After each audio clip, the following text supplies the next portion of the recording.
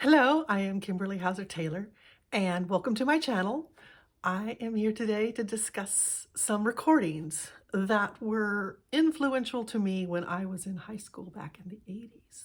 These are the things that encouraged me to practice and shaped the path I took from that point on.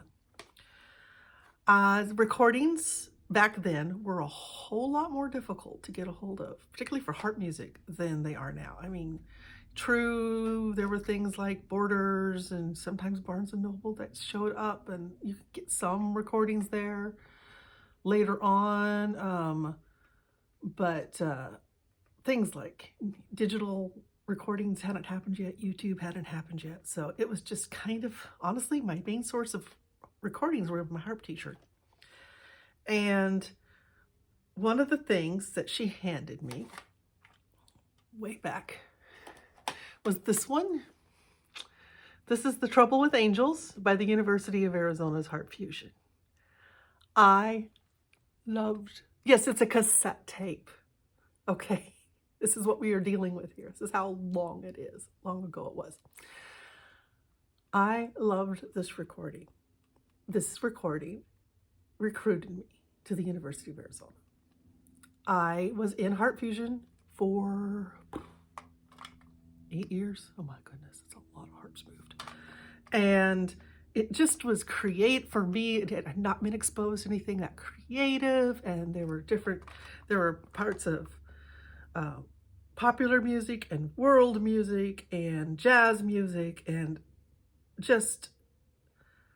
I just wore it out. I mean, I listened and listened and listened again. And indeed, I then got to experience it and be a part of it and be part of my own Harp Fusion recordings. I got to be in 2 of them. And so this really shaped me. And not only that, when I got to the school, I got to stretch my wings as a composer and as an arranger, and also work with fellow harpists in a communal experience to make a project happen. And those were great learning experiences. And also at the time, being a student and being a young person, I was interested in exploring more than just a straight classical experience as a harpist. Even though my preference, I actually love playing classical and I love playing orchestra. But I also like to play jazz, and I like to arrange, and I like to write my own stuff. And those opportunities and that part of me was fostered by recordings like this. And so thank you to all of the great players who were on this album. And it was Carol McLaughlin was the director, Susan Brown, Jane Giagni, Kirsten Johnson, Adrienne Louie, Park Stickney, Carolyn Sykes, Christine Vivona, Melinda Zach, Zhao Zhejiang, and Pete Swan on drums. Shout out to you all. If anybody's watching this, drop a comment, say, hi, I heard that you liked this recording. I did.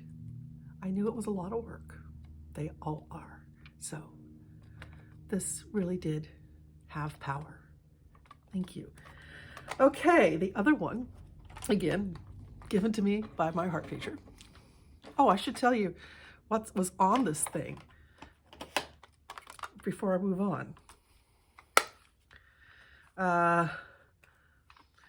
The super fun Walt Disney medley, Dirty Laundry Rag, the Canteen, which is Park Stickney, I believe, Cantina Band song from Star Wars. That was so much fun. I did get to play that. I play a solo version, and it was fun too. Ma Maison et la Rivière, Un Ballade pour un Vent, Birdland, Warata and Waddle, Pineapple Rag, Blues for 3 Cs, True and Drum Playing at Sunset, Orange Blossom Special, and Take 5.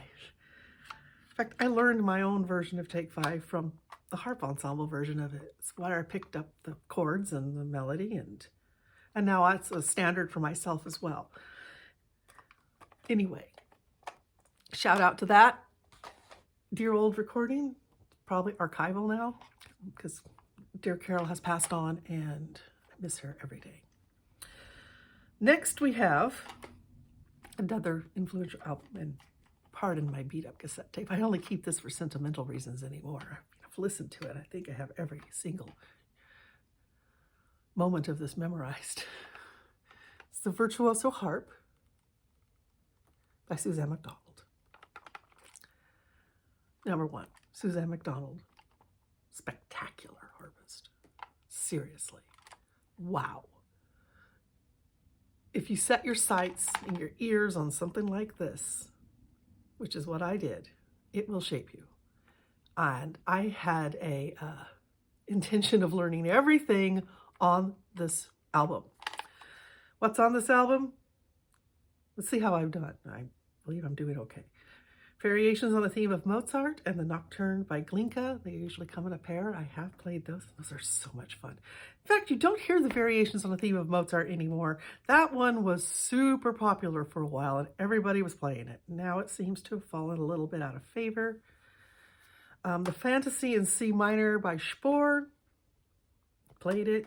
The Nightingale Liszt Rainier, the Franz Liszt with the Rainier transcription. Got to play that one too. And I know that one's shown up on competitions. Un Sospiro, Liszt again, Rainier transcription. That's the one I haven't done. Talk about that in a bit.